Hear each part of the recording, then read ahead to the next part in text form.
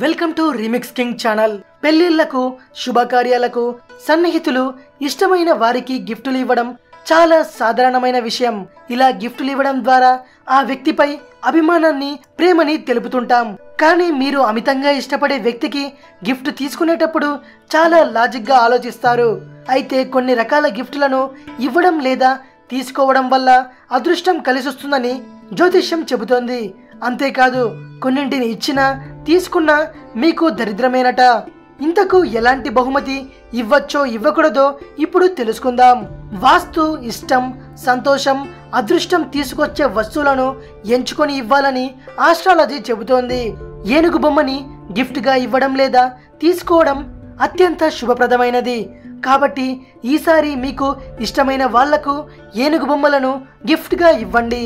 వెండి లేదా బంగారం, ఒకవేళ వెండి లేదా గోల్డ్ ప్లేటెడ్ ఏనుగుల జంట బొమ్మను ఇవ్వలేకపోతే చెక్క లేదా ఇత్తడితో చేసిన ఏనుగు బొమ్మలను గిఫ్ట్గా ఇవ్వడం మంచిది.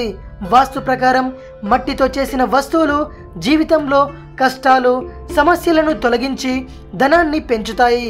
కాబట్టి మట్టితో తయారు చేసిన ఏదైనా షోకేజ్ వస్తువులు గిఫ్ట్గా ఇవ్వండి.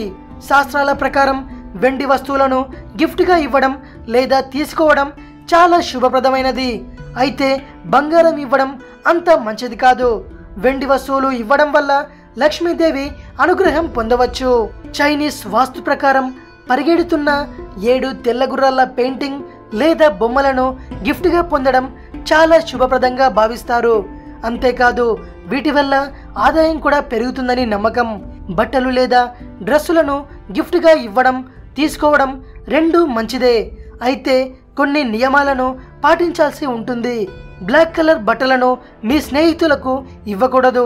ఎందుకంటే వాళ్ళ రాశి ప్రకారం వాళ్లకు నలుపు రంగు దుస్తులు కలిసొస్తాయో లేదో తెలియదు. కాబట్టి వాటిని ఇవ్వకపోవడమే మంచి పని. ఇది విషయం. మరిన్ని ఇంట్రెస్టింగ్ వీడియోస్ కోసం రీమిక్స్ కింగ్ ఛానల్ ని సబ్స్క్రైబ్ చేయండి. మరో వీడియోతో మీ ముందుకు వస్తాను. అంతవరకు సెలవు.